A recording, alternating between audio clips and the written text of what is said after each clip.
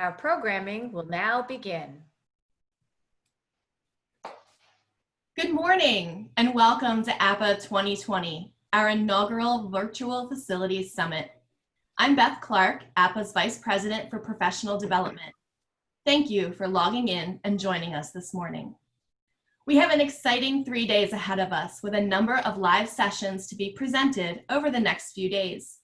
You will then have access not only to this week's live sessions, but also the sessions that were unable to be scheduled for our live event. Sessions that were recently recorded with the APA staff and are included in your accessible content. All of this will be available to you until October 9th. Each year, we gather to connect, allowing for dialogue and public debate on the challenges and critical issues facing our industry. And this year is one of a great many challenges that we faced. Although we are not sitting next to each other in a traditional ballroom, we are all logged in and standing by each other across the North American continent and around the world today. Before we begin today's plenary session, I would like to welcome Kelly Baxley from Siemens Smart Infrastructure, one of our visionary sponsors. Kelly? Well, good morning, everybody. Welcome to APA's Virtual Facility Summit 2020, ready for liftoff. I can only hear the words of David Bowie, Space Oddity. Ground control to Major Tom.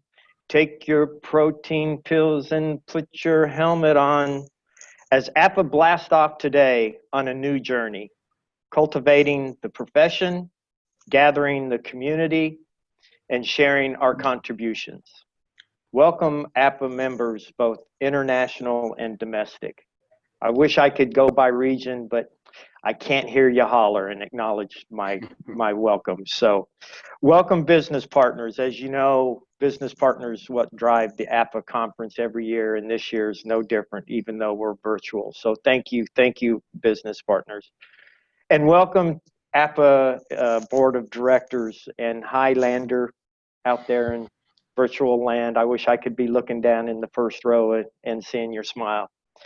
Once again, Siemens has given me the opportunity to welcome everybody to the APA 2020. Siemens has been a firm supporter for APA for many, many years, and we're proud to be a visionary sponsor this year. Karen Sanchez is Siemens Higher Education Market Manager. She's the person who continues to make our relationship with APA and Siemens work. This is her third year leading the team, and she's doing a fantastic job. Karen proudly serves on the APA Professional Development Committee. Joining us today as well is Siemens National Business Director of Education Markets and a longtime participant and friend of APA, Fred James. Thank you, Karen and Fred, for everything that you do for APA and Siemens relationship. We invite you to come tomorrow, August 4th at 1:45 Eastern Time. I'm in Central Time. Siemens is featuring Rowan University, smart and connected campuses with STEM to business ecosystem model.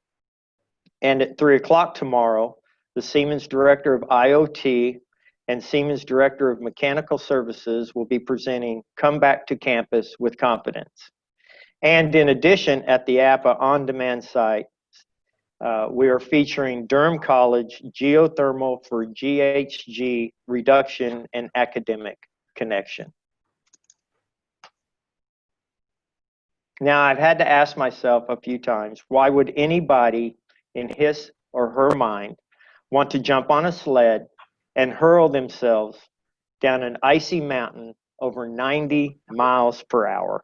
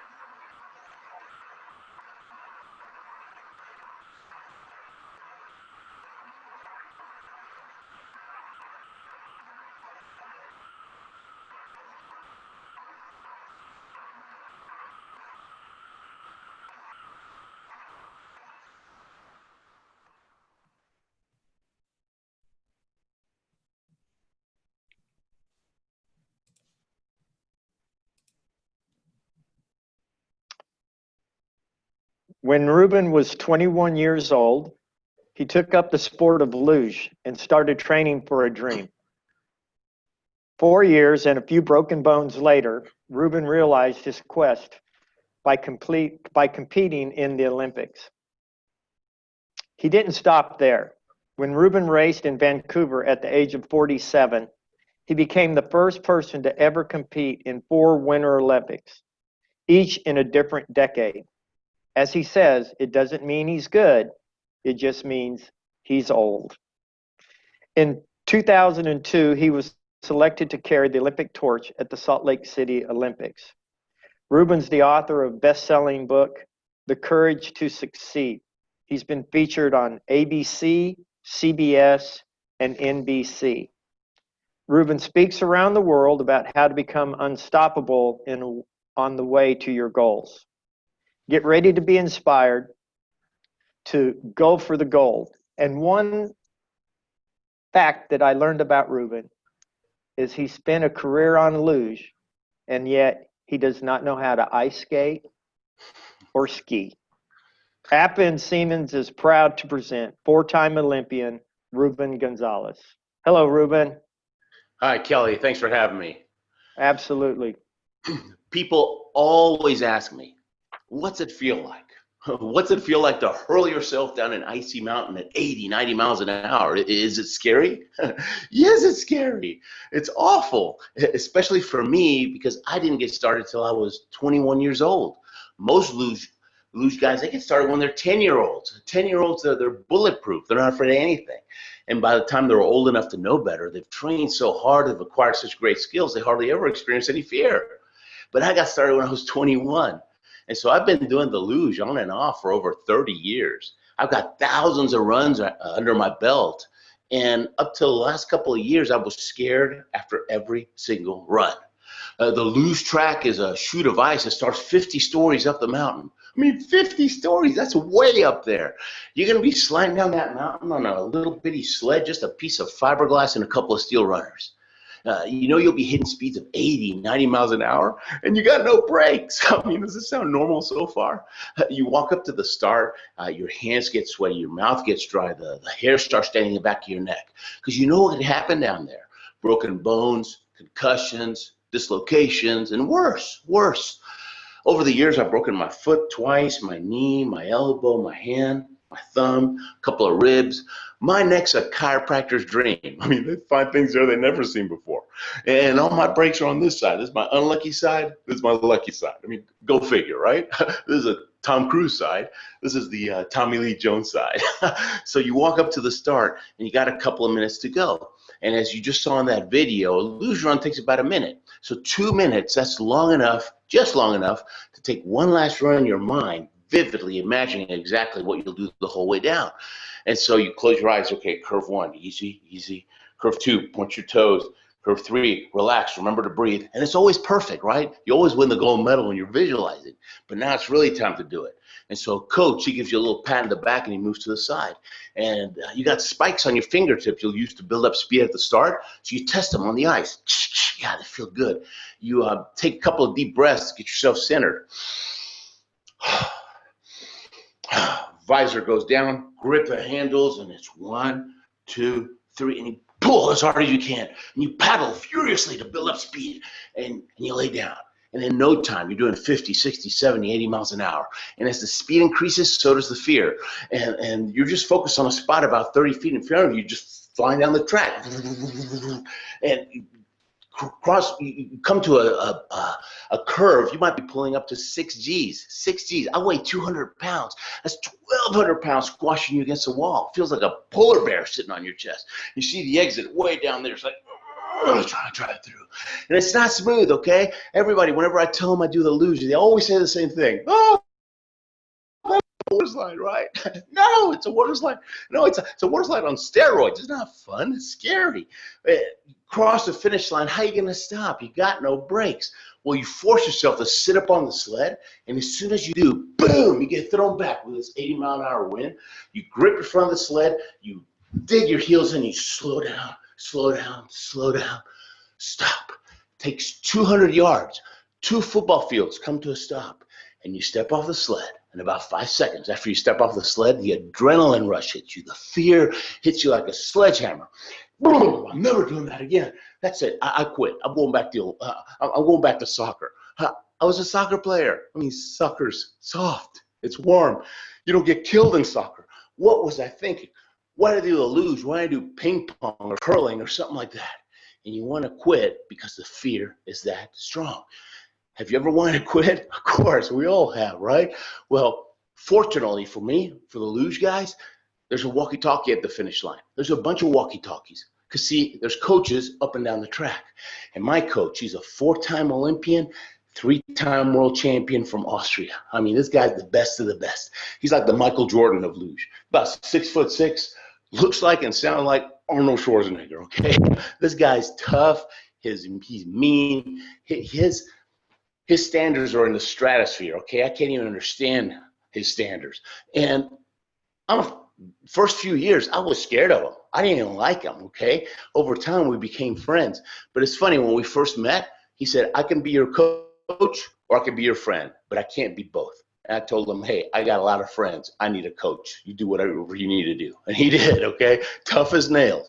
But that's what I needed. That's what everybody needs. So I pick up that walkie-talkie, but I just had a bad run. I'm out of breath. I was like, Coach, this is Ruben. Ruben, knock, come on. Bad news, okay? Nothing good comes after knock, come on. He goes, Ruben, you must point your toes more. And Ruben, put your head further back. And Ruben, you were so late on curve 6. You must steer harder on curve 6. And Ruben, relax. Be one with the sled. Have fun. Click. Be one with the sled. I mean, gosh, you nuts. Coach is nuts. You started when you were 5 years old, for Pete's sake. He's nuts. Coach is nuts. He's nuts, but he's right. All my problems did start on curve 6. That's where I lost control. That's where I started hitting the walls. I got to get back on the sled. I got to get back on that sled. I can do it. I'm a winner. I'm going to the Olympics. I can do it. Sometimes I got to walk up and down the track, 15, 20 minutes, give myself a pep talk. And finally, after doing that long enough, the belief kicks in, the courage kicks in, and you say to yourself, man, I will get on that. What I do, I'm pointing those toes, head's going back. I'm going to steer harder on that curve 6, and look out. I'm going to have my best run ever. And I did. I never would have made it to the Olympics without Coach. You know what he does for me? In 15 seconds on that walkie-talkie, he helps me take the eyes off the fear and put the eyes back on the dream, the Olympics. You're going to have a bad day once in a while. You're going to have a bad week. You're going to have a bad month. And once in a while, you have a bad year. We're all having a pretty rough year right now, right? Well, you know what? Life is just a series of storms, okay? It's just like the weather. It's a series of storms. You're either in one right now, you're coming out of one, or you're going into one. Those are the only options. And when you're going through life storms, don't try to figure it out on your own. Because if you do, you'll always take the easy way out and you'll regret it later. Rather do what I did. Pick up that walkie-talkie. Pick up the phone. Call your best friend. Call your best buddy. Call your husband, your wife. Call somebody at APA. Call somebody that believes in you. Somebody that loves you. Somebody get you back on track. Somebody get you back on your sled. Because if you quit on your dream, you'll regret it all your life. You will. All my life, I've been a student of success. I was always intrigued by what makes successful people win, right? What's the difference? What do they do? And I've read, over the years, I've read hundreds of books. I've read listened to thousands of audio tapes. I've been to tons of seminars, always taking notes. And then I've listened to and done everything my Olympic coaches taught me to do. And after all of that, what I learned is that success is really pretty simple. It comes down to finding an arena that you're suited to play in, finding something that uses your talents and something you're passionate about. And then you have to have 2 types of courage. You have to have the courage to get started. And everything's tough at the beginning because you have no skills. And so then you have to have the courage to not quit, the courage to endure, right? The courage to get started comes from believing it's possible. If you believe something's possible, hey, I'll give it a shot. The courage to not quit, that comes from your desire. If you want something badly enough, ain't nothing gonna make you quit. And so I'm gonna tell you my story. And When you're done hearing this, you're going to walk out thinking, if that guy can go to the Olympics even one time, then we can do anything, all right? Because I give people hope. My lot in life. I'm not a great athlete. I can't jump high. I can't run fast. I'm not particularly strong. I'm like your neighbor, really, okay? But I had a dream. I surrounded myself with people that kept me in the game long enough to learn those skills, and then I used the skills to reach the goal. And that's something anybody can do. Now, if all you do is listen to this program right now, you're going to be entertained. You might even be inspired, okay? But this is not about me. This is about you, okay? So as you're listening to this, I'm going to tell you some of the principles that I followed, right? Success principles, which is just a set of rules that work for anyone, anywhere, anytime. And take notes, right? Take notes of the principles, or at least jot them down. And then afterwards think, how can I apply this in my job? Or how can I apply it personally to reach my gold medal, right? Because we can be gold medalists in any field. And so have fun, but also, let's learn so we can be the best we can be. I was born in Argentina. My dad was a chemical engineer with Exxon. We moved to the States back in 1968 when I was 6 years old. And in Argentina, everybody speaks Spanish. They ate a lot of beef. They play a lot of soccer. That's Argentina in a nutshell. And all of a sudden, we're in Queens, New York. And I was the only kid in my class didn't speak English, and school was tough. And I learned how to speak English by reading adventure books. I love to read adventure books. I read 20,000 Leagues Under the Sea, Around the World in 80 Days, and all these books about kids that led adventurous lives. I had them in English and Spanish, had a tutor put it all together, and I learned how to speak English. By the time I could speak English, I'd walk to kids in school, I'd take my books, I'd show them to them. I said, man, I want my life to be like a book. They look at me kind of funny. I said, what do you mean? I said, I want my life to be an adventure. I mean, how cool would that be? And so I always had my antennas looking for the adventure. And I'll never forget when I was 10 years old, I'm watching the Olympics on TV with my younger brother, Marcelo. We're sitting on the couch. We're watching the 1972 Sapporo, Japan Winter Olympics. And it's like, look at those skiers. Man, look, they're flying down that mountain. And look at the people. They're going crazy with the cowbells. The Olympics, that's what I'm going to do. That's going to be my adventure. And that's when I caught the dream. But it was a pipe dream because I wasn't even getting picked to play sports in school. I mean, I was on the bench for kickball, okay? I didn't even know they had a bench in kickball. Yeah, and so I didn't believe it was possible. If you don't believe it's possible, why even try? Remember, you got to have belief and desire, right? Well, I didn't believe. I had a lot of desire, but no belief. I talked about it. And I read about the Olympics, and I became an Olympic expert, okay? I was really an Olympic groupie. My dad got tired of me talking the talk but not walking the walk. He did something really smart. He said, Ruben, you like to read books. Why don't you read some biographies? If you'll study the lives of people that have done great things, you'll figure out what works and what doesn't work in life because success leaves clues. And I thought, success leaves clues. That's pretty good. You mean I don't have to make all the mistakes by myself? I can learn from somebody else. So I started reading them, and I loved them because right away I realized these are true life adventures. And I realized right away that every biography is basically the same story. It's always a story of somebody had a dream, and they went through a struggle, and they had a victory. It's always dream, struggle, victory. And the one thing that I saw that they all had in common was perseverance. They refused to quit. They were just a bunch of hardheads, okay? If your mom used to tell you that you were a hardhead, hey, you got what it takes. Yeah, we just have to develop it a little bit. Yeah. And so after reading these biographies, as a 12-year-old, I made a decision that changed my life. I said to myself, hey, if quitting is the end of your dream, but perseverance, if you don't quit, at least you got a shot. No guarantees, but at least you're still in the game. Well, it's a no-brainer. From today on, Ruben doesn't quit anything. Because I realized, so I'm going after something today and I quit. Next week, I'm trying something new and I quit that too.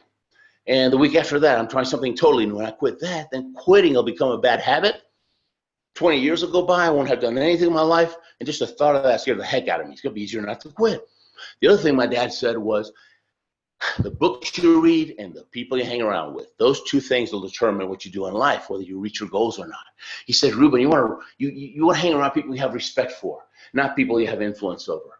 If all you ever do is hang around these people, I mean, these people are whiners, complainers. They're not going to help you. And if you try to break out of the pack and do something special, they're going to pull you back because they're afraid of your success. They actually think you succeeding makes them look bad. He says, you want to hang around winners, successful people. They think big. They're always focusing on the dream. They're not focusing on the obstacles. There's always going to be obstacles. That's part of the deal, okay? That's what makes you strong. But he says they focus on the dream. Why? Because the dream gives you strength and power and everything you need to bust through those obstacles. And so he said they ask different questions. They think differently. They ask questions like, why not me? Why not now? Why not? Guys, those are great questions to ask yourselves. Why not me? Why not now? Why not? You ask yourself those questions, your subconscious mind starts thinking about it, right? And thinking about the possibilities. And you go to sleep and your subconscious mind's still working, okay? And it starts trying to figure out ways to make it happen. You wake up in the middle of the night with some great ideas. And so why not you? Why not? Why can't you want to get promoted? I mean, some of you guys want to get promoted. Some of you guys are happy where you are. Oh, why not me? Why not? What do you have to do? Well, how about you go up to your boss and tell him, hey, I would love to get promoted. What do I need to do, right? What skills do I need? Could we meet every 3 months for a while and give me a progress report and just make sure that I'm on the right track? Just the fact that you do that, that'll put you on the top of the short list. It will. And if you actually start doing those things that you need to do, you will get promoted. Why? Because you did what it took. And so anyways, I started asking myself those questions. And little Argentine boys, they love to play soccer. We're soccer fanatics, okay? And I played all my life. I'm pretty good with soccer ball, right? You do anything long enough, pick up some skills. But I'm a slowpoke. And so I never got to the ball first. And so I was always on the bench. It was so frustrating. It really was. And so after hanging around with these guys for a while, my dream team, I call them, I started asking myself those questions. And I found out that Houston Baptist University, we moved to Houston after a while. Houston Baptist University had an NCAA Division I soccer team. That's the highest level of collegiate sports. I started asking myself, well, why not me? Why not now? Why not? I hadn't even played in high school, okay? I played in some clubs, but that's it. But who cares? And I found out one day you can actually go and try out. I tried out for the team and I made the team. I couldn't believe it. Overnight jock. Yeah, I was so excited. I even got a scholarship. My dad got excited about that part, right? But anyways, a couple of weeks go by and we're at practice. And coach says, hey, Ruben, after practice, come to my office. I got to talk to you. So I go to the office. He says, close the door. Sit down.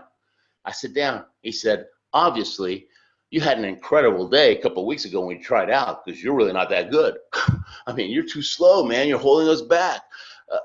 The new rule around here is you get to play only if we're winning by 2 goals because you're a threat to our own team. Yeah, he said that. He's a real motivator.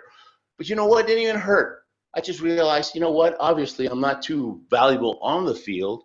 I better, my new goal in life was don't get cut, okay? So I thought I better become valuable off the field. So just on my own, without even asking, I just started doing whatever it takes for as long as it takes. That's my recipe for success, whatever it takes for as long as it takes, okay? On my own, I started mowing the lawn on the soccer field and painting the lines, and I love marketing, so I started making all these posters with a picture of a soccer player and, hey, come to the game, come watch us play. And people started trickling in.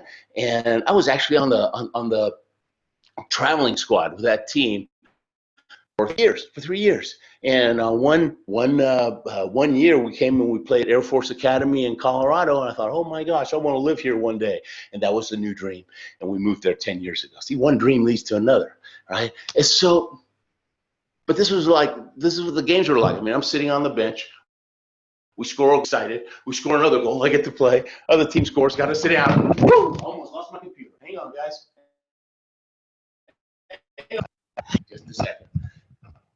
When you get a speaker like this that drops everything and starts knocking things away, that means it's not a boring speaker. You're going to stick around just to see what I knock out. That's okay. So anyways, that's what the games were like, right? I played 5 minutes a game, but I was part of the team. And it was just about, I realized it was just being with the guys, right? Being with those guys that I admired, being one of the guys, that's what made me feel good inside, right? I was part of that bigger dream. And so around that time, I'm 21 years old, okay? The Olympics roll around again. 1984, Sarajevo, Winter Olympic Games. And I'm watching them on TV. And I see this little guy, about 5'1". He must have weighed 110 pounds soaking wet. This little 18-year-old kid wins the gold medal in figure skating. Scott Hamilton. When I saw little Scott Hamilton win that gold medal, he gave me hope. I said to myself, man, if that little guy can win, I can at least play. I'll be in the next Olympics no matter what. It's a done deal. Just got to find a sport. Does that make sense? I mean, I've been playing soccer all my life, thousands of hours of practice. I'm only good enough to be a bench warmer. I'll be in the Olympics in 4 years. I don't even know what sport. All I can tell you is I believed. Remember, belief and desire. Before I had desire, now I got the belief. I'm ready to take action, baby. All right? I believed. I thought if that little guy can do it, I can do it. Done deal. I'll be in the next Olympics. Crazy, but I just believed, right? But I had a goal, a dream with a deadline. In 4 years, I'm either in or I'm out, right? So a deadline, urgency, no time to waste. I went to the library. I got a book about the Olympics, a great big book. And I'm looking through the list of all the summer sports. And it took me 5 minutes to realize, man, you got to be a super athlete to do any of these things. No way. You got to be able to jump over houses and lift cars and run 100 miles an hour. I couldn't do any of that stuff. And I got down. And then I started looking at the list of the winter sports. As I'm looking at that list, the analytical side of my brain kicked in. I thought, I was so perseverant that one day in high school, walking out of the library, this kid walks up to me. He goes, "Hey, Ruben, you know what your nickname needs to be?" I said, "No, what?" He goes, "Bulldog." I said, "Bulldog? Why?" "Bulldogs never quit. Bulldog grabs hold of your leg. He's not letting go." "Really?" He goes, "Yeah." I turned around, went back in the library, got me a book about bulldogs. I got to get my facts, okay? But you know what? Once I get the facts, I put the books aside and I take massive action. Action is where the rubber meets the road, okay? And so massive action. And bulldogs are bred to be tenacious. And the stuff I read about bulldogs is so amazing to me. I ran out of that library. First person I met, I said, "Hey, my name's Ruben, but you can call me Bulldog." And that was my nickname in high school. Right? That even made me even more perseverant because I had to live up to the name. And so now, fast forward again. I'm looking at the list of all those winter sports. As I'm looking through the list of the Olympic sports, the analytical side of my brain kicked in. I thought, you know what? I'm about to put together a plan for the next 4 years. It probably would make sense to base the plan on my strengths. My strength's not athleticism. I'm just okay athlete. My strength's perseverance. I'm Bulldog, remember? So I thought, I got to find a sport that's so tough. A sport's got so many broken bones in it, there'd be a lot of quitters. Only I won't quit. I'll make it to the top on the attrition rate. I mean, I'll ride that all the way to the top. That was my whole plan. So now I'm looking for tough sports: ski jump, bobsled, luge. Well, I live in Houston, Texas, okay? Hot, humid, flat, sticky Houston, Texas. I never skied before. So forget ski jump. I mean, that'd have been suicide. Bobsled. Where are you going to find 3 other nuts in Houston wanting to do bobsled? I mean, got to go to Jamaica for that, right? Hey, I know those guys, okay? We're buddies. Actually, one of them is a speaker. He makes fun of me and his speeches, so we're even. Anyways, but that left the luge. I'd never seen the luge on TV at that point in my life. If I had seen that video you guys just saw, no way I'm doing that. I'm not that crazy, all right? I just had a picture of a guy on a luge. I thought, that looks pretty tough. That's for me. That's one for me. That's how I picked my sport. Does that make sense? It worked, right? Well, but I didn't even know where the track was. So what do? Well, you got to find somebody that knows, right? My dad always said, "Ruben, if you have to cross a minefield, probably makes sense to follow somebody who's already crossed it." So always find somebody, find a mentor, a coach, somebody's already done what you want to do. That's the easiest way to reach your goals. Find that mentor. And successful people, they like to talk about success, and they'll help you out. And so, well, no one in Houston's going to know. Sports Illustrated. It's their job to know, right? So I wrote them a letter. This is before the internet. I actually wrote them a letter. I said, "Where do you go learn how to luge?" Signed, Ruben. Yeah. Bottom line, baby. I mean, don't waste people's time. Just ask them. And they actually wrote me back. And they sent me a picture of a guy in a luge. And I put that picture in a little frame right in front of my bed. First person I saw in the morning when I woke up was the luge man. He reminded me, hey, I'm going to the Olympics. I better eat right. I better work out. I better, read good books, hang around winners, right? Become mentally strong. And so at night, before I shut off the lights, last person I saw was the luge man. So what do you think I dreamt about? The luge, the Olympics, right? That he kept me going. That was my goal system. Just keep your goals in front of you, whatever it is you want. Put it on your laptop, right? Where you see it every day, where you don't forget. Because otherwise, you know what happens? Life happens. Yeah, life happens. 6 months go by. 12 months go by, and then you realize, oh my gosh, I forgot I was going for the Olympics. And so, see, don't do that. Keep the goal in front of you. Talk about it. Become known for your goal. Become known for your dream. When people see you, if they start talking about your dream, man, you're on the right track, right? Because you're broadcasting it out there. And there's anyone that can help you, they will help you. That's how it works. And so, and they said, okay, Lake Placid, that's where the track is. So I'll call Lake Placid. I'm an athlete here in Houston. I want to learn how to luge. So I'm in the Olympics in 4 years. Will you help me? You got to ask for help, okay? Don't just ask for help, guys. We hate asking for directions, but you know what? It helps, all right? Saves time. So, will you help me? And the guy goes, how old are you? And I said, 21. He started laughing. I said, 20, forget it, man. You're too old. We start them off when they're 10 years old. But by now you have 10 years experience. There's no way, no way. I didn't know what to do. This guy's laughing at my dream. You ever have somebody laugh at your dream? I guarantee you it's probably one of these guys here. They don't believe in you. It's true. Now, when somebody laughs at your dream, you got to disassociate from them because they have the power to steal your dream. They'll talk you into believing. They'll take your belief away, you know. But you tell these guys, you know, they'll help you. They'll help you, the dream team. But this guy, I didn't have the luxury to disassociate because he was my link to the luge, right? And so I kept him on the phone. I thought, I got to keep this guy talking, think of something. One other thing my dream team guys had told me, they said, Ruben, a couple times in your life, 2, 3, 4 times in your life, you're going to be going after something 100 miles an hour, and boom, you're going to hit this wall you know existed. And when that happens, when life knocks you down, you got to pick yourself up, dust yourself off, and get in the game right away, okay? Otherwise, you lose all your momentum. It takes you 10 times as long to get back where you were. He said, so the way you do that, when life knocks you down, immediately you start telling yourself, man, there's always a way, there's always a way, there's always a way. If I don't quit, I'll find that way. God always gives me a way, I'll figure it out. And that puts you in a solution finding mode instead of in a whining mode. And I got a friend that was a top boxer. And he says, Ruben, when a boxer gets knocked down, you got 10 seconds, okay? If he gets up in 10 seconds, he's still in the fight. If he waits 11 seconds, he lost the fight. So from now on, we're all honorary boxers, okay? Winners don't have the luxury to wallow in their misery. You get yourself up, get back in the game, okay? Yeah, you do, because that's what winners do. That's just what winners do. And so I got this guy on the phone, and I won't, you know, I'm telling my life story, and finally he says, well, we have a beginner class, but man, I'll tell you what, if you want to do it, go to the Olympics in just 4 years, it's brutal. It takes 10 years to learn how to get to men's start, okay? We're going to have to compress 10 years worth of luge training into just 2 years. The last 2 years, you got to be competing against the best in the world on the World Cup circuit to get enough World Cup points because only the top 50 in the world get to go. 51 watch it on TV. And I thought, okay. It's brutal, okay? You're going to break bones. You're going to get hurt. I'm thinking, wow, this works right into my plan. This is perfect. I said, okay, well, great. I'm in.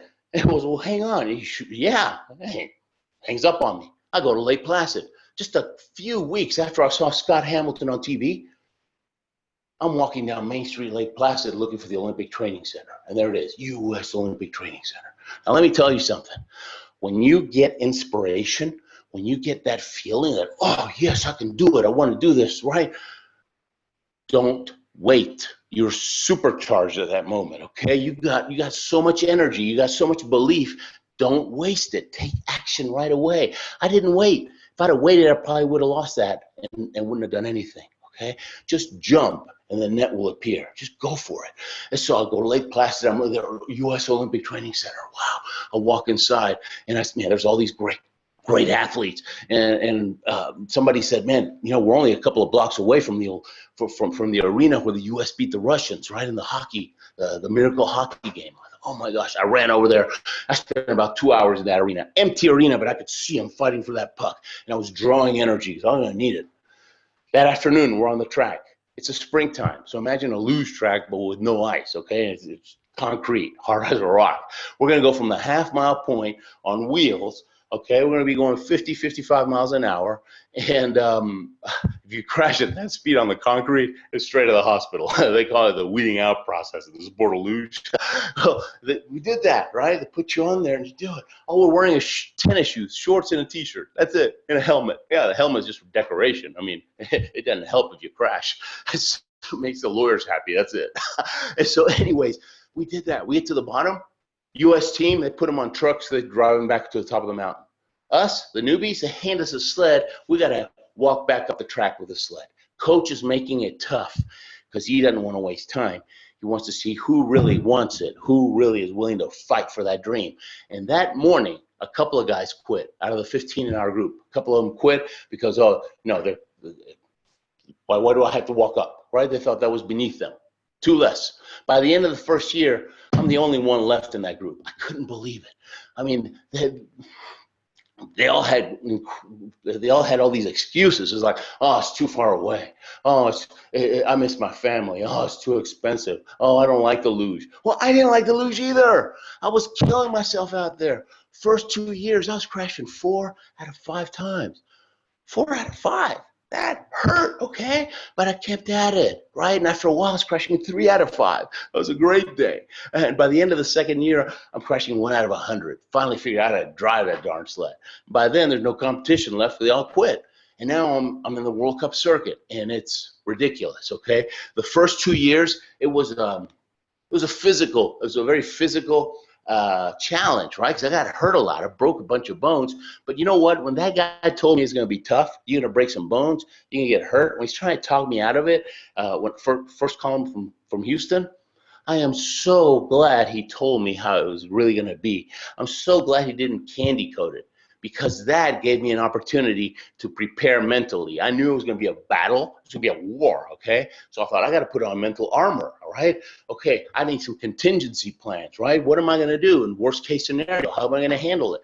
I thought, okay, well, if I break a bone, what am I going to do? Well, a bone, 40 days later, it's healed up. It's actually stronger than before. So when you think about it, a broken bone is just a temporary inconvenience, right? So I figured it out. That's what I'm going to do. So I knew. I prepared ahead of time. You hope for the best, but you prepare for the worst. Prepare for the worst, and that makes you mentally tough. These other guys, I don't know. Maybe they didn't want it as badly as I did. Maybe they weren't an Olympic fanatic like I am. I mean, people say you're a fanatic, man. I'm not a fanatic. I'm just a little focused. And so, anyways, they get a little bruise, they'll get hurt, and they quit, right? And me, I'm breaking bones, and I come back. Not because I was better, just because I prepared mentally before, and that's something anybody can do. Nothing special about me. Hope you figured it out by now, okay? I'm like your neighbor. I really am. I am. And you know what? All the Olympians are that way. Yeah, they are. They really are. I've talked to a lot of them. The challenges they had to overcome to get there, I'm so glad that I didn't have to overcome those challenges, because they were, in my eyes, they were worse than mine. And so we're just people with a dream. We go for it. You dedicate your life to your dream. You go for it, and make your life an adventure. And so first 2 years, brutal, getting hurt big time. But now I'm in the World Cup circuit, okay? That was even worse. You know why? Imagine you just got your driver's permit, okay? You're 16, 17 years old. You got your driver's permit. You still can't figure out how to make that right turn without hitting that back tire hitting the curb, right? That's the level of loser I was at that point. I'd just barely getting down from men's start. And now they put you in this room, okay? You got your driver's permit. Now you're in this room right outside the Indy 500 oval. Okay, and you're about to race Indy 500, and here's AJ Foyt, and here's Mario Andretti, and here's Al Unser, all these champions, all these racing gods, right? And you're thinking, what the heck am I doing here? I don't belong here. I just got my driver's permit. That's how I felt when I'm sitting in the start house. I'm gonna be in a World Cup race against all these Olympic champions. It was such a crisis of confidence, right? I thought, this is ridiculous. And I had all this negative stuff killing me inside. I would go to the darkest corner of the start house, and I would just get myself ready. I couldn't even look them in the eye. And I just focused on, I got to get World Cup points. I need more World Cup points. I got to work on my standings. I just put on the blinders, and I focused on that, and I just kept going. Meanwhile, the Germans, who are the best of the best, okay, they won 80% of the medals the last 50 years in the luge, okay, they totally dominate. They wouldn't give me the time of day. They wouldn't. It was awful, right? And that just confirmed my feeling that I didn't belong. And I might be walking on the track, and they're all working on a sled over there. Hey, Hans, how you doing? Nothing. It's like I didn't exist, right? Made me feel like an ant. Well, Fourth year, I crack into the top 50 in the world. I make the Calgary Olympics, okay? I'll tell you what happened with those Germans in a second. But you walk into the opening ceremonies, and you feel so good, right? And all people are cheering. You feel so happy for what's happening. But at the same time, I feel sad for a couple of guys that quit because they've become my friends.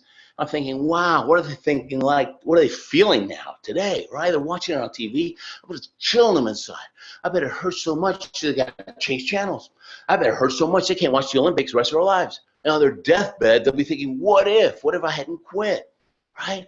Well, I paid a huge price to make my dream come true. Okay, I just told you a little bit. Shoot, financial. Let me tell you real quick, financial. People always say, Ruben, who's your sponsor? Coke, Pepsi, Nike? I said, no, my sponsors are Visa and MasterCard. I put it on the card, right? I mean, that's what most athletes do. You know, it's part of the sacrifice, part of the price you pay. And so, but it was worth it. It was worth it because that's what I wanted. That was the dream. That was the dream that I had in my heart. It doesn't matter. I don't see it as a price. It's just what I had to do.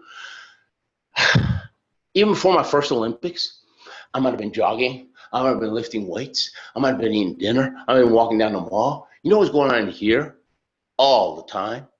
I could see myself walking into the opening ceremonies, all those people cheering. And I look over there and look, there's the Olympic flag and the rings. Wow, we're here.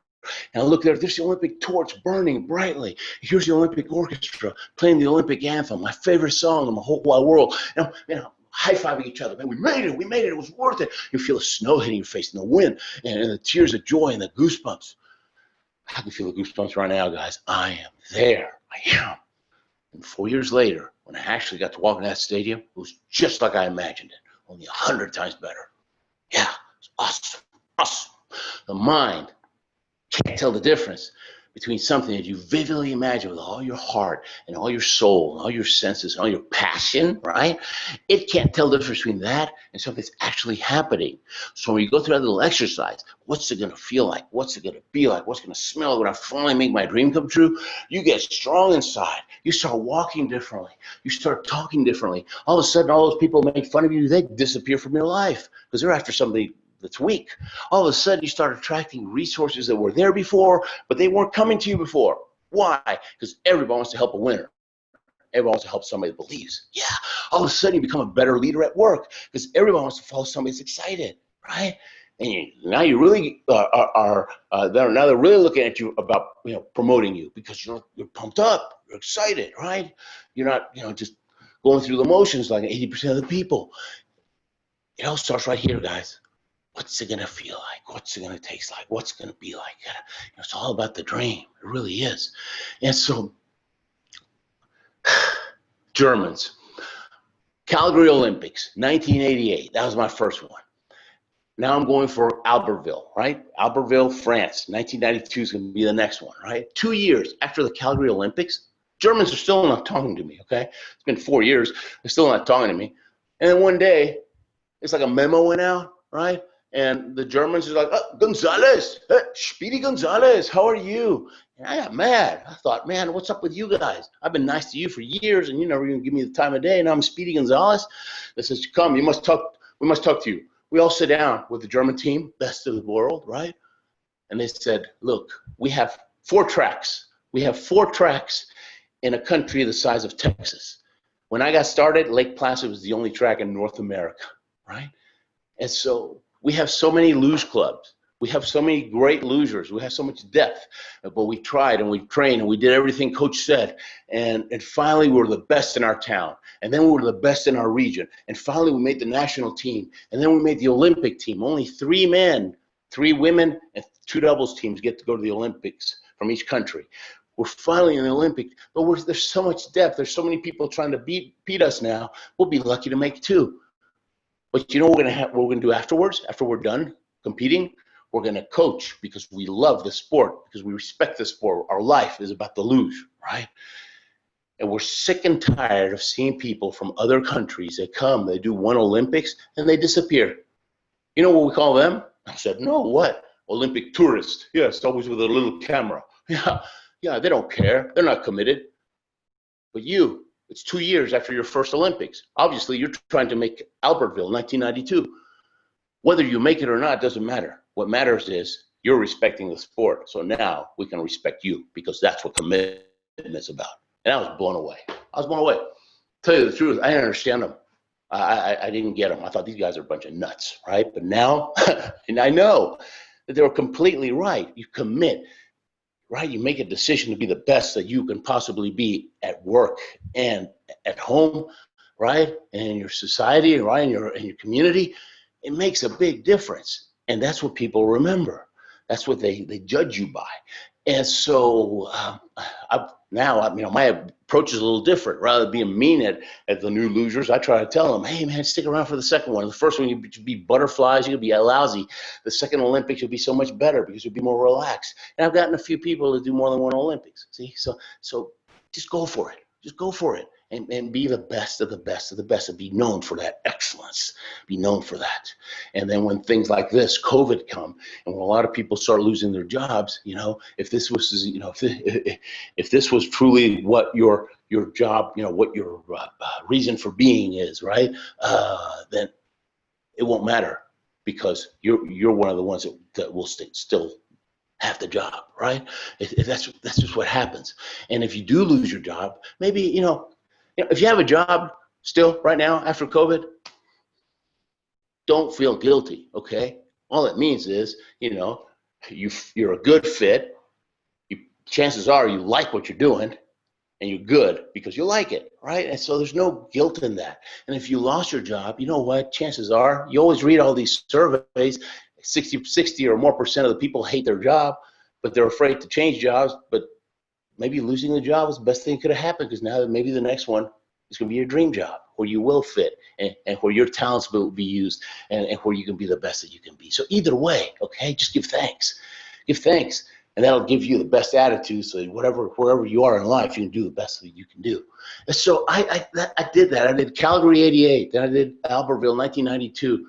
Then I met my wife, all right? And I chased Cheryl for 6 years. She totally derailed me. I'm done with luge, right? For 6 years, I didn't luge. I was done. And then my coach, the big Austrian guy, he calls me out of the blue. Ruben, you must come back. He goes, Salt Lake City, U.S. Olympic Spirit, it's the best. You must do it. So I came back. And I told him, I'll only come back if my brother can train too and do it. How old is he? He's 30 years old. 30 years old? Are you crazy? He goes, oh, but he's an incredible athlete. You got to bring him in. He's not. He's an architect, okay? But he's mentally tough, right? We're all bulldogs in our house, no chihuahuas. Yeah. He went. And he started training. He broke a few bones too, but he kept coming back. And the last race, right before the Salt Lake City Olympics, he qualified too. We made Olympic history. First time two brothers made it compete against each other in the men's luge. Now, if a 30-year-old, out of shape architect can get himself into shape, get ripped, and make it to the Olympics, imagine what you can do. Imagine what you can do, especially since you're, being a member of APA. You're surrounded by coaches. You're surrounded with people with experience. Take advantage of that. Take advantage of that because you can learn so much, and you can just pass all the people that think it's not a good investment. It's a great investment being around the best of the best and rubbing shoulders and iron, having the iron sharpening the iron. I mean, it's smart. It's just smart. And so made Salt Lake City, and then started speaking for a living. I was a copier salesman, right? And a kid had asked me to be his show and tell project in school for the Salt Lake City Olympics, and I went. I thought I was going to be show and tell. I brought the sled, the helmet, the Olympic torch, the little torch bearer. I thought show and tell, 5 minutes, right? The principal takes me to the auditorium. There's 200 kids sitting in the floor, and he says, "You got 45 minutes. Have at 'em." I thought, I'm gonna die. That door looked so inviting. I almost ran out. But I said a little prayer. I said, God, what do I do now? And what I felt I needed to do was just tell them your story and give them some pointers to help them reach their dreams. And I did. And afterwards, the principal says, man, you got a gift. You need to do this for a living. And I said, what, do you get paid for show and tell? He says, no, it's a speaking profession. Don't you know anything? Obviously, I didn't, right? But he was so in my face about it because he'd seen my passion. See, why am I telling you this? Get passionate. Don't try to be Mr. Cool. Don't try to be Fonzie, okay? Get passionate. Get excited. Get focused, right? And he saw my passion. He says, man, you're great. You ought to do it. He was so in my face about it. I quit my job 3 days later. I thought if I can sell a copier, I can sell a Ruben too. First year and a half, I spoke at schools all over Houston, right? And then since my background was copier sales, corporations started hearing about me and they wanted me to come in and speak for their salespeople, right? Inspire them, motivate them to do more. They thought, look at this guy. If you can do that, you can sell more. And so changed my whole life. A little kid. See, one dream leads to another. Isn't that crazy how it works? Yeah, it is. And so after 6 years building the business, I needed another challenge, started training again, made Vancouver, right? Made Vancouver 2010. I was 47 years old. Everybody thought I was a coach, right? They said, what are you coaching? No, I'm competing. Nah, come on, what are you coaching? They wouldn't believe me, right? And I got to compete. And I became the first person to win to compete in 4 Winter Olympics, each in a different decade. Yeah, I wasn't even close to the medals. But like when I was a soccer player, it was being around the guys, all right? Being an Olympian was about being one of the guys that actually, were at that level. It was just pride for me. It was pride that I just wanted to be one of those guys. Yeah. And so I'm gonna leave you with this idea, and then we're gonna do a little bit of Q&A. I'm not sure how you guys have set it up, whether people will actually be asking me questions or if someone will be asking me questions, but I'm gonna leave you with this thought, okay? What are the chances someone like me can make it to the Olympics even one time? Okay, I wasn't a great athlete. I didn't get started till I was 21. I live in hot and humid Houston. I go pick the luge for Pete's sake. What are the chances? I mean, you might think it's 1 in a million, right? Well, I got to tell you, it was inevitable because I had a dream. I followed my mentors. I did everything coaches said. I refused to quit. It wasn't 1 in a million. It was inevitable. What are the chances you're going to hit your dreams and goals this year, COVID or not? COVID is nothing. Stop watching the news, okay? The news is just there to scare you and make you mad. It's not helping you reach your goals and dreams, all right? Just turn it off. Turn it off. What are the chances? It's not 1 in a million. It's inevitable. As long as you keep associating with each other. Follow that coach or mentor. Get started. Take action. Outwork competition. When you get knocked down, get right back up. Don't quit. It's not 1 in a million. It's inevitable. So next time you're having one of those days, next time you feel like a bug that just smashed into the windshield of the car, just remember that guy from Houston got to go to the Olympics. If I can do that, you guys with APA, you guys can do anything. I believe that with all my heart, all my soul, because I've lived it. I know. I'm telling you, man, it's okay to be afraid. Everybody's afraid, okay? I'm still afraid when I go down that luge. Courage is doing it even when you're afraid. Don't let the fear hold you back. Fear is just a smokescreen. Do it, and you'll be so glad you did. Make it an Olympic day. If you guys want to do some questions, I am ready for you. This is my favorite part because I don't know what's going to happen now. Sometimes I get these wild questions and we're going to have a good time. Awesome, Ruben. Thank you. So this is Beth Clark again, Vice President for Professional Development, and we do have a couple of questions here. You talked about having an 8x10 picture on your nightstand, one that you looked at every day to inspire you. What picture's on your nightstand these days? Gosh, that's a great question. I've got airplanes. I'm a pilot, private pilot, but I had to give it up because all the money went to luge. So I got pictures of airplanes. I'm about to learn how to do parasailing, right? Where you're flying with a parachute, basically. I got pictures of sailboats. I have a little bitty sailing dinghy. We're about to get a catamaran just to take it to another level. And I got pictures of Kilimanjaro because I climbed that mountain. And I've got a picture of the Olympics too, because I think I might have one more in me. My coaches say, you get yourself a decent sled and you start training, you might be able to do 5 decades. So how cool would that be? So those are my, always looking. I get bored easy. I just get bored easy. Drives my wife crazy. Great, thank you. All right, so let's talk about risk. You fly airplanes, you luge, you've climbed Kilimanjaro. How do you manage risk? You can't eliminate risk, okay? I mean, when you drive to the supermarket. You don't know if the guy on the other side is drunk and he's going to take you out, okay? So you can't eliminate it. And don't try it, okay? So just don't even think about that. When I climbed Kilimanjaro, I lived in Houston. I've never even climbed a hill in my life, okay? But I read Hemingway when I was a kid. He put all these crazy ideas in my head. And he's got this book called The Snows of Kilimanjaro. And that's the tallest mountain in Africa. It's about a mile higher than anything in the Rocky Mountains, half the amount of air than at sea level. So we found a guide, right? He'd already climbed it about 200 times. He'd climbed Mount Everest. He could climb it with his eyes tied, right? And his arms tied. And so we hired a guide. We hired an expert. And he said, you just step for the next 5 days, because it takes 5 days. He goes, you step where I step. You eat when I eat. You drink when I drink. You pee when I pee, okay? You do everything I do for the next 5 days. In 5 days, you get your picture on top of Africa. And if you feel any discomfort, let me know right away. We got to nip it in the bud because things get really bad at altitude. So he told us what to do. So we got coaching, right? When I wanted to run with the bulls, again, Hemingway, right? He talks about that in one of his books. I read 3 books about Pamplona. I actually called one of the authors and I asked him for some tips. I said, hey, I want the Pamplona experience. I don't want any extra holes in my body, right, from bulls.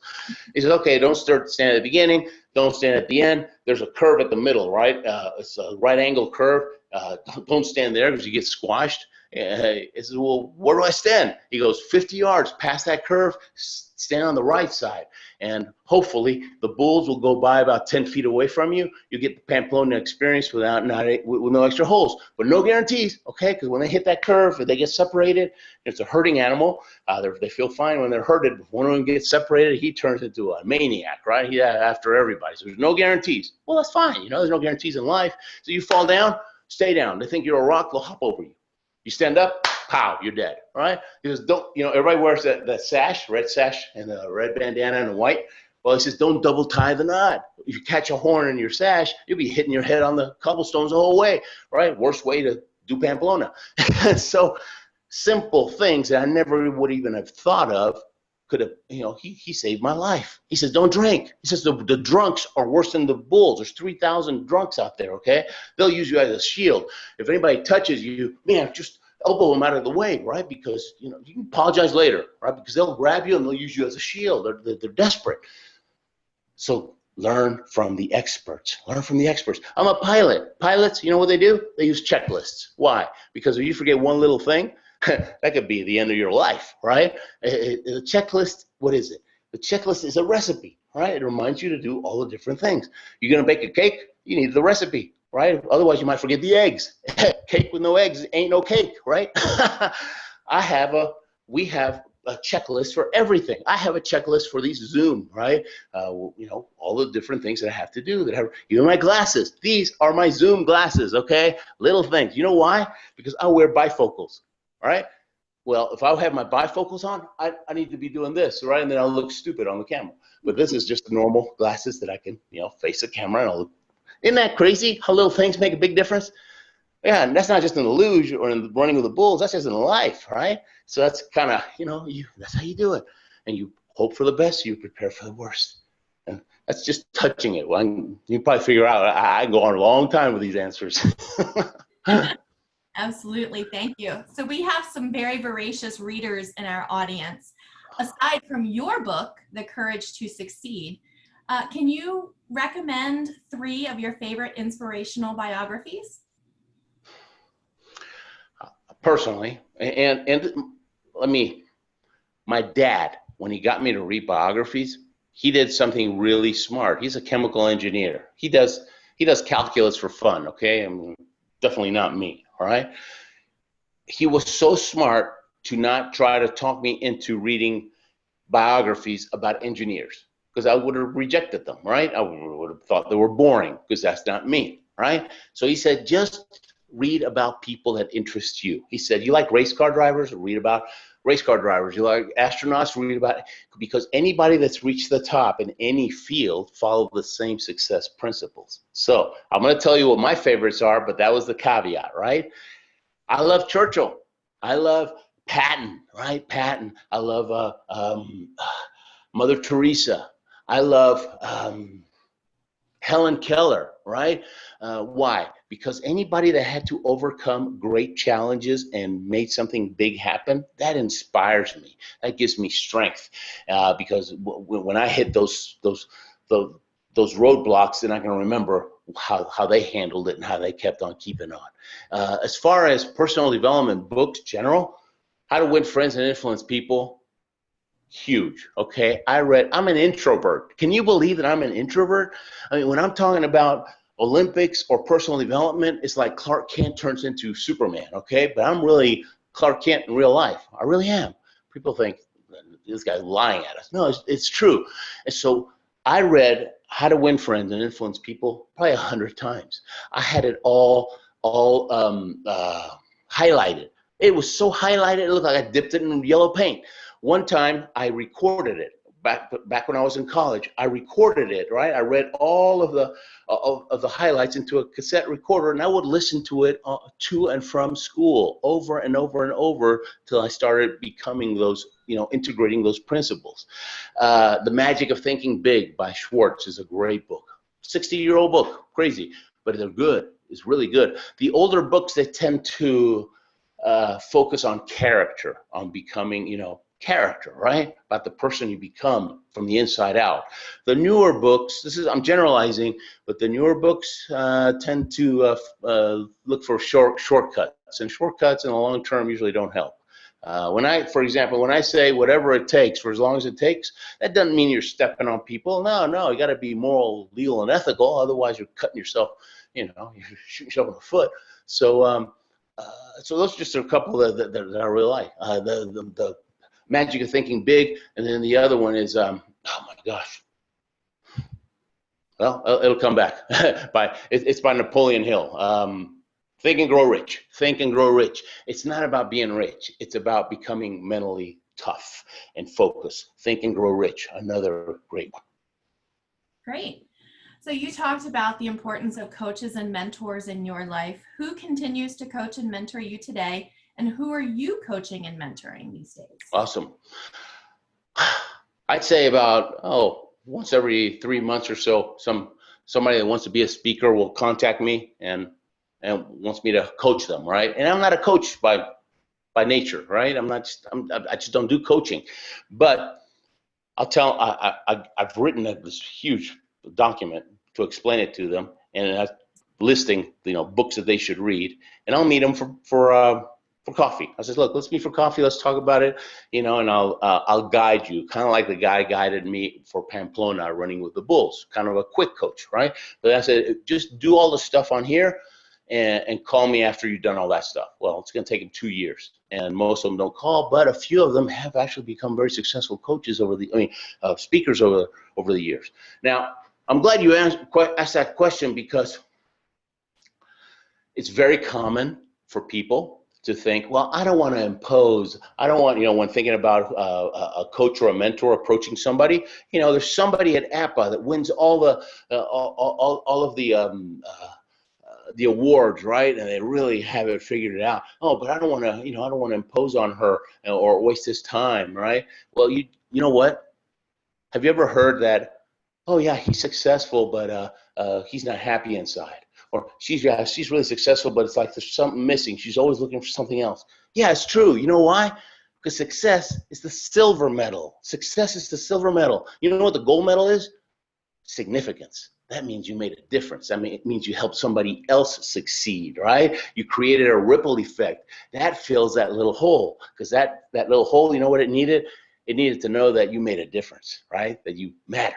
And so when you approach a mentor, a potential mentor, only approach them if you are willing to take action, okay? If you're going to be an eternal learner, don't waste their time. But if you're going to take action, then they can help you get that silver medal, and you can help them get the gold medal. Yeah, that's how it works. I'm just passing the torch, right? And that's what you guys do too. You're just passing the torch to success, helping each other how to be the best they can be.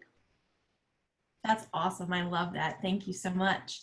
Sure. Another question from the audience. When you were at your lowest point or your breaking point, some might even say a bone breaking point, what did you tap into to keep going?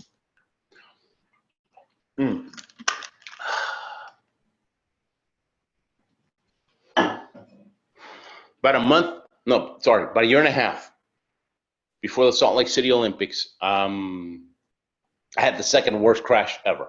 It was in St. Moritz, Switzerland, track over there.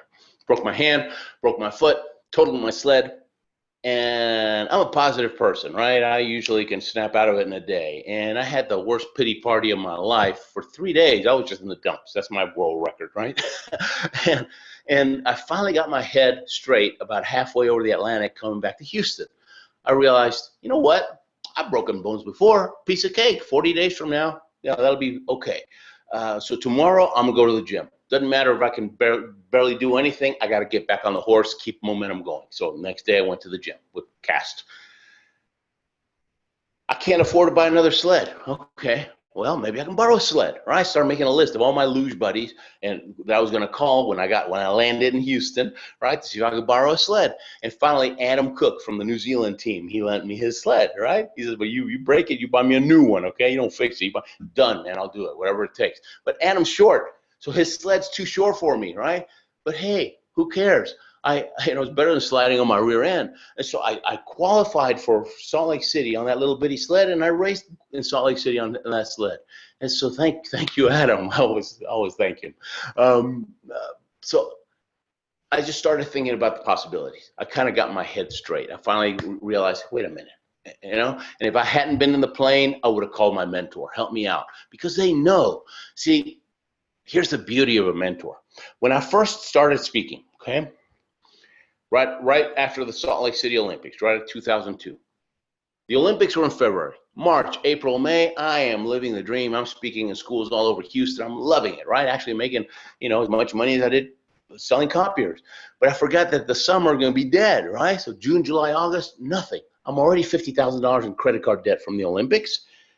I got no money coming in. By August, we're 3 months behind our house payment, came that close to losing the house, shot our credit, and I'm thinking, man, I can't believe it. I tell everybody that they got to find a coach or a mentor. I'm not even following my own advice. I got to find somebody that knows this business, right? I can tell stories, but I don't know the business side of it. And I found a guy in Houston who's successful. He had fruit on the trees, okay? When you look for a mentor, find somebody that's done it, okay? They could have written 10 books about it, but if they didn't actually do it, they're still a theorist. They don't count, okay? Find somebody that's done it, right? And I found a guy. And he agreed to meet with me. And he said, you got me for an hour, okay? You got me for 60 minutes once a month. You buy me lunch, you got me.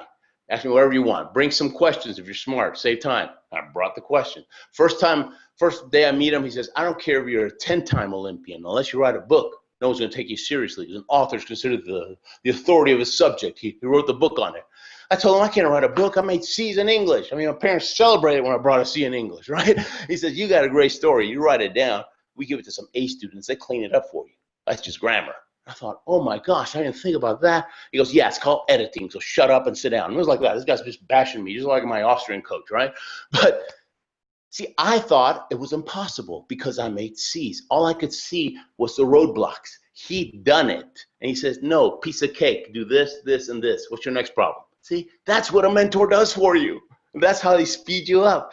They take all your doubts and they take them away because they have a solution. Yeah, it's beautiful. Excellent. We have time for one more question. Folks want to know what you do for fun that doesn't involve potential holes in your body or broken bones. I get bored easily. I'm ADD big time. I'm the poster child for ADD. And thank God, because a lot of entrepreneurs are. It's like my secret weapon, right? But I get bored easy, right? We live on some acreage in Colorado Springs, out in the country. And I just like messing around in the back, chopping trees and mowing in my tractor and mowing the lawn, believe it or not. Most people don't like it, but it's one of the few things that you can do that's instant gratification. You work, for a couple of hours and you can sit down with an iced tea and look at your work and feel happy, all right? Very few things in life are that way. And so I actually don't like doing it because I get my kicks right away. Excellent. Awesome. Well, thank you so much. I know I speak for everyone that's logged in and listening with us this morning that we wish you the best, and we will be looking for you in 2022. One final question. I know I said Yeah. that already. When will you start training, and what will it take to get you to 2022? So I'm open, okay? You probably figured out this guy is real as can get. Whenever I haven't had enough money, because family comes first, right? You got to take care of your family first. And then if anything's left over, then Olympics is in the play category for me at this point in my life. I'm 58. So whenever I haven't had enough, Olympic stops, right? I was going for Beijing. There probably won't even be a Beijing Olympics in 2022. I was just talking to somebody today that looks like even tomorrow, next year's Summer Olympics might get canceled, period, right? I feel so bad for those athletes. But the next one's Cortina in Italy. So I would start probably 5 years before. So about next season. I have a brand new sled. It's fast. It's fast. The coaches have me doing yoga. They said, yoga, forget lifting weights, okay? You need to stretch out. You've been sitting down writing too many books. You got to stretch out, and that'll make you faster. I went back a couple of years ago. At 55, I qualified for a World Cup race, oldest loser competing at international level ever, right? And so they said, coaches that know a lot more than me, right? These are my mentors. They're saying, you can do it. You're like a bull, okay? You're strange that way. So, hey, so I build my business, right? I build my business, and the reward is I can go train and then hopefully make it to the Olympics. So do that as well at work. Tie some rewards to your personal rewards, fun rewards, like, hey, let's all go to Disneyland if I get promoted, or whatever, right? You fill in the blank, to your work, right? So that makes you better at work, and it makes your life better. Yes. So hopefully you'll see me in 2026. Yes. It'll be the old guy. They're going to carry him. They're going to put him on the sled and give him a little shove, and Grandpa Luge. We will definitely keep our fingers crossed for you, Ruben. What a terrific session this morning. Thank you so much for such an amazing kickoff to today and to our first ever virtual facilities summit. Thank you so much. And to Kelly, on behalf of APA, thank you guys. Its board of directors and our member community, please accept our appreciation for the truly magnificent support provided by Siemens each year at our annual conference, as well as at our APA regional and chapter conferences. Thank you for being such an important and supportive strategic business partner of APA. We certainly couldn't do it without you. One more time, Ruben, thank you so much for your presentation this morning. Thanks, Beth. Take care. Bye-bye. And now it's off to programming, everyone. Remember that your guidebook app is where all of the updates for programming and event-related items can be found, so make sure you keep it handy. And thank you again for being with us this morning. I'll see you later this afternoon for our award celebration. Have fun.